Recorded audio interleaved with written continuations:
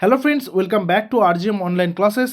RGM preparation YouTube চ্যানেলের রোজ রাত 8টার special WBP GK ক্লাসে তোমাদের সকলকে জানাই স্বাগত। তো আমাদের যে ওয়েস্ট বেঙ্গল পুলিশের পরীক্ষার প্রশ্নপত্রগুলো আলোচনা করছিলাম, আজকে সেটারই আরও একটি কোয়েশ্চেন আমরা আলোচনা করব। এটা কেপি পরীক্ষা, কলকাতা পুলিশ পরীক্ষা 2023-এর প্রশ্নপত্র। WBP constable, WBP lady constable, Kolkata police এবং তার পাশাপাশি আবগারি দপ্তরের যতগুলো পরীক্ষা হয়েছে সেই প্রত্যেকটা পরীক্ষারই প্রশ্নপত্র আমরা 2012 থেকে শুরু করে এক এক করে কিন্তু প্র্যাকটিস করছি এবং প্রচুর কোয়েশ্চেন্স সেখানে কিন্তু রিপিট রয়েছে। তো সেই কারণে এই প্রশ্নগুলো প্রত্যেকটাই খুব বেশি ইম্পর্টেন্ট। ওকে, তো আমরা গতকালকের ক্লাসের রেস ধরে আজকের ক্লাসটা আগাচ্ছি। আজকের ক্লাসের প্রথম প্রশ্ন, imperial bank of India, imperial bank of ইন্ডিয়ার বর্তমান নাম কি? চারটা অপশনের মধ্যে যেটা সঠিক উত্তর বলে তোমাদের মনে হবে সেটা তোমরা নিচে লাইভ চ্যাট অপশনে অথবা কমেন্ট সেকশনে জানাতে পারো।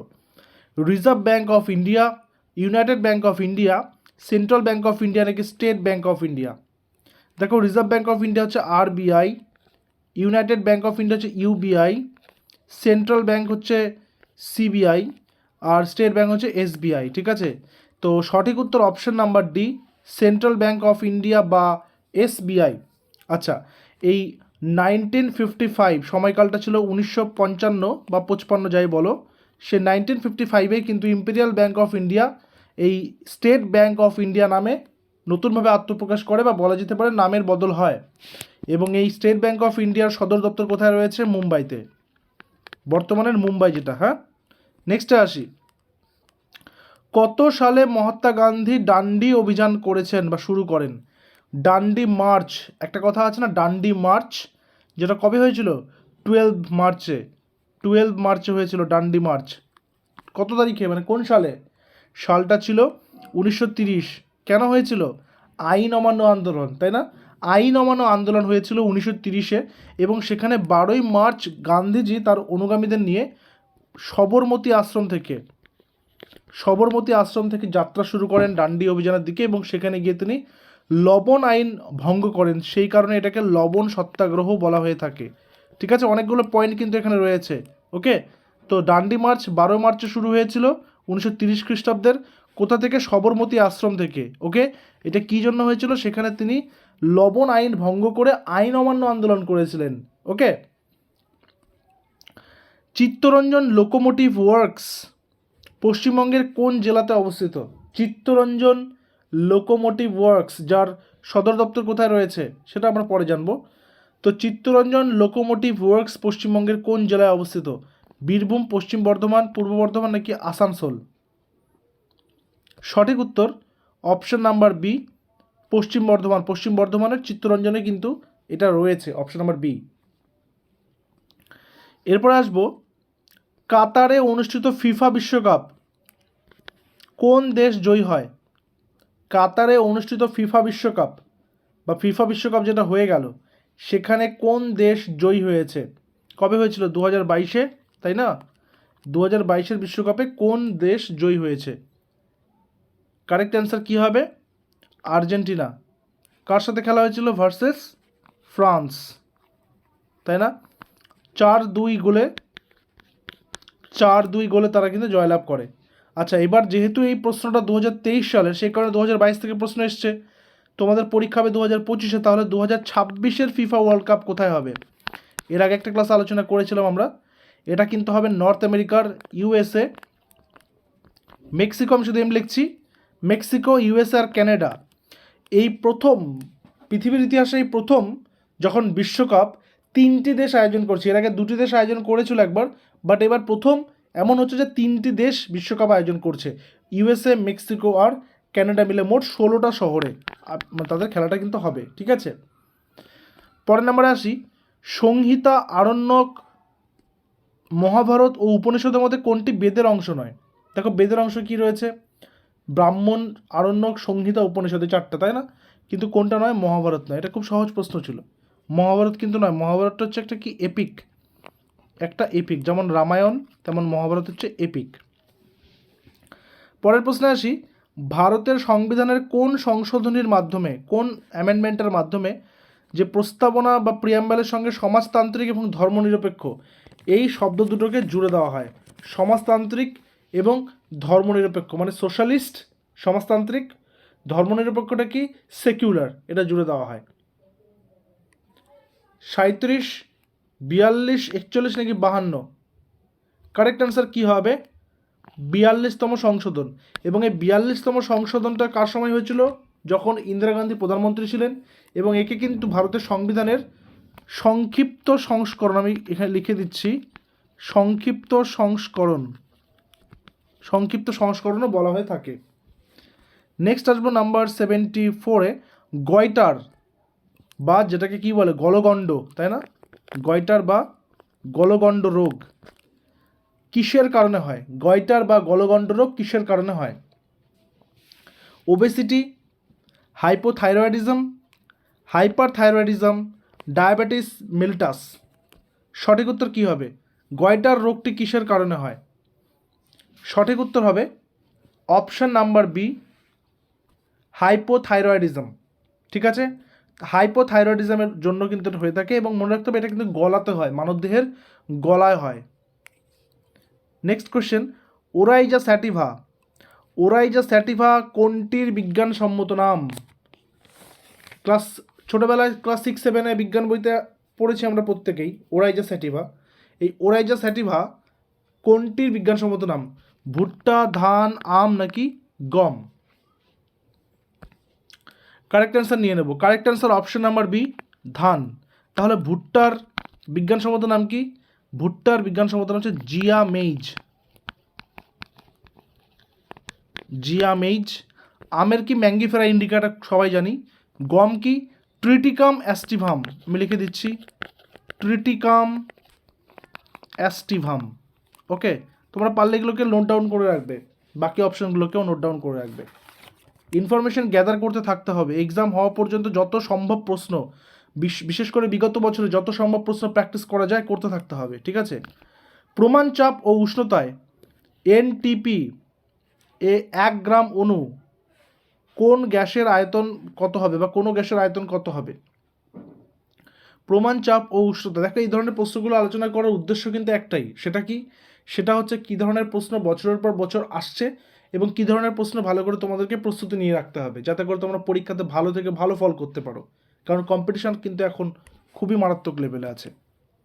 তো correct answer option number B, 22.4 litre. এখানে বলেছে বেমানান, মানে অড শব্দটা খুঁজতে হবে, বেমানান শব্দটা। পাথর, বালি, ইট, কাঠ। সঠিক উত্তর কী হবে? পাথর, বালি, ইট, কাঠ। বেমানান বলতে দেখতে হবে নেচার, এগুলোর নেচার কি রয়েছে এবং কোনটার নেচার বাকিদের থেকে আলাদা। ঠিক আছে। তো দেখো, পাথর, বালি, কাঠ এগুলো কিন্তু তুমি সরাসরি প্রকৃতি থেকে পেয়ে যাবে, বাট ইট কিন্তু তুমি পাবে না। ইটটাকে তোমাকে কী করতে হচ্ছে? বানাতে হচ্ছে, তাই না? এটা ম্যানমেড। বাকিগুলো তো ম্যানমেড নয়, বাকিগুলো তো একাই আছে, প্রকৃতিতে তৈরি হয়েছে, বাট ইটটা কিন্তু ম্যানমেড, তাই এটা বেমানান হলো এখানে। তাহলে এখানে অপশন নাম্বার সি। হেমাটাইট কোন খনিজ পদার্থের একটি ধরনের নাম, বা বলা যেতে পারে একটা আকরিকের নাম? হেমাটাইট। আকরিক লোহা, তামা, কয়লা, বক্সাইট। সঠিক উত্তর আকরিক লোহা। আকরিক লোহার মানে আকরিকগুলোর নাম কি কি রয়েছে? ম্যাগনেটাইট, পাইরিটাইট, সিডারাইট, তাই না? তামার যদি আকরিকের নাম বলি, কিউপ্রাইট, কপার গ্ল্যান্স, অজোরাইট, ম্যালাকাইট, চালকোলাইট। আবার যদি কয়লার আমরা বলি, তাহলে অ্যান্থ্রাসাইট হচ্ছে কয়লার আকরিকের নাম, আর বক্সাইট, অ্যালুমিনিয়ামের একটা আকরিকের নাম হচ্ছে বক্সাইট। ঠিক আছে, বাকি অপশানসগুলো কিন্তু এভাবে করে দেখে নিতে হবে। নিচের কোনটি প্রত্যক্ষ কর নয়? Direct tax. ডাইরেক্ট ট্যাক্স কোনগুলো? ডাইরেক্ট ট্যাক্সকে সরকার যেটা সরাসরি গ্রাহকের কাছ থেকে নেয়, যেমন আমি যদি বলি ইনকাম ট্যাক্সে, যেটা এটা একটা ডাইরেক্ট ট্যাক্স, কিন্তু বলতে হবে কোনটা ডাইরেক্ট ট্যাক্স নয়। দেখো, প্রপার্টি ট্যাক্স, তুমি যখন কোনো প্রপার্টি কিনতে বা বেচতে যাচ্ছ রেজিস্ট্রি অফিসে, তাহলে সেখানে তোমাকে একটা ট্যাক্স দিতে হচ্ছে, তোমাকে একটা সেখানে একটা স্ট্যাম্প কিনতে হচ্ছে, স্ট্যাম্প ডিউটি কিনতে হচ্ছে ট্যাক্স দিয়ে, তাই না? এবং তারপর সেখানে তুমি জমিটা রেজিস্ট্রি করতে পারছো, তাহলে এটা ডাইরেক্ট ট্যাক্স হলো। ইনকাম ট্যাক্সও তোমার ইনকামের উপর হিসাব করে ওরা নিয়ে নেবে। কর্পোরেশন ট্যাক্স মানে কি? তোমার মনে করো যে কর্পোরেশন থেকে এসে তোমার খাজনা নিয়ে নিচ্ছে, তোমার এটা তো ডাইরেক্ট নেওয়া হচ্ছে তোমার কাছ থেকে। বাট জিএসটিটা কি তুমি ডাইরেক্ট দিচ্ছ না, জিএসটি তুমি প্রোডাক্টের মাধ্যমে দিচ্ছ। তুমি সোনা কিনতে গেছো, 3% জিএসটি দিয়েছো সেখানে। তুমি বইপত্র কিনতে গেছো 18% জিএসটি দিতে গেছো সেখানে, বুঝতে পেরেছো তো পার্থক্যটা? তো এইভাবে হচ্ছে আমাদের ডাইরেক্ট ট্যাক্স আর ইনডাইরেক্ট ট্যাক্সের মধ্যে কিন্তু বিষয়টা বুঝতে হবে। তো অপশন নাম্বার এ হচ্ছে এখানে কারেক্ট আনসার, জিএসটি, যেটা ডাইরেক্ট ট্যাক্স নয়। আসবো পরের নাম্বার 85 রয়েছে কি, নিম্নলিখিতের মধ্যে কোনটি তরল ধাতুর উদাহরণ? কোনটা তরল ধাতুর উদাহরণ? মার্কিউরি মানে পারদ, লোহা, সোডিয়াম, সোনা। সঠিক উত্তর কি হবে? সঠিক উত্তর অপশন নাম্বার এ, পারদ। পারদ হচ্ছে একটা তরল ধাতু। নেক্সট, কর্পূর। কর্পূরকে উত্তপ্ত করলে তরলে পরিণত না হয়ে সরাসরি বাষ্পে পরিণত হয়ে যায়, মানে মাঝখানে যে ইয়েটা, যে আমরা যে ধরি কঠিন, তরল, গ্যাসীয়, এই যে একটা স্টেজ আসে, তাই না? তাহলে কর্পূরকে তুমি যখনকার গরম করছো তখন সে কঠিন থেকে ডাইরেক্টলি গ্যাসীয় হয়ে যাচ্ছে, এইটা কিন্তু মাঝখান থেকে স্কিপ হচ্ছে তরলটা। তা এটাকে কি বলবো? এটাকে কি স্ফুটন, বাষ্পায়ন, বাষ্পীভবন নাকি ঊর্ধ্বপাতন?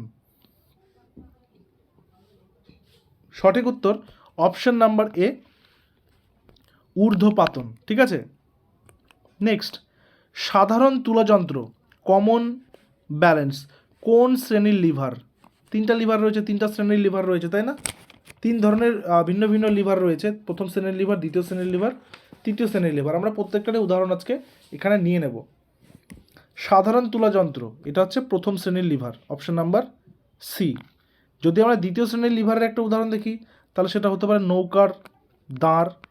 নৌকার দাঁড়টা কি, একদিকে অবলম্বনটা রয়েছে, মাঝখানে কিন্তু সেখানে কি রয়েছে, মাঝখানে তোমার লিভারটা মাঝখানে রয়েছে, তো সেটাকে একদিক থেকে বল প্রয়োগ করে তার বিপরীত দিকে সেখানে বলটাকে কাজে লাগানো হচ্ছে।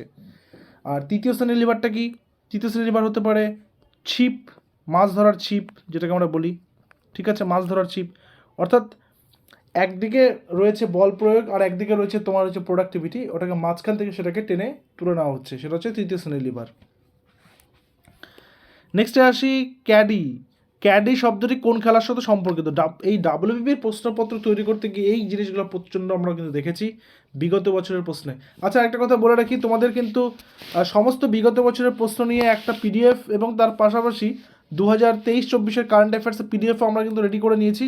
তো তার জন্য আমাদের অফিসিয়াল হোয়াটসঅ্যাপ নাম্বার 9564345236 নম্বরে তোমরা হোয়াটসঅ্যাপ করবে, ডাব্লিউবিপি পিডিএফ লিখে তোমাদেরকে সেই পিডিএফগুলো অ্যাভেলেবেল করে দেওয়া হবে, যেখানে তোমরা পাচ্ছ ডাব্লিউবিপির বিগত 2012 থেকে সমস্ত পরীক্ষার প্রশ্নপত্রের প্রশ্ন, পাশাপাশি 2023 এবং 2024-এর current affairs only 99 rupees pay করেই। ঠিক আছে, তো তোমরা কিন্তু অবশ্যই এটা সংগ্রহ করে প্র্যাকটিসটা অন্তত বাড়িতে শুরু করে দাও, কারণ একবার কিন্তু ওই ওবিসি কেসটা মিটে গেলেই কিন্তু সময় আর পাবে না, পরীক্ষার কিন্তু সব নির্ঘণ্ট প্রকাশ হয়ে যাবে।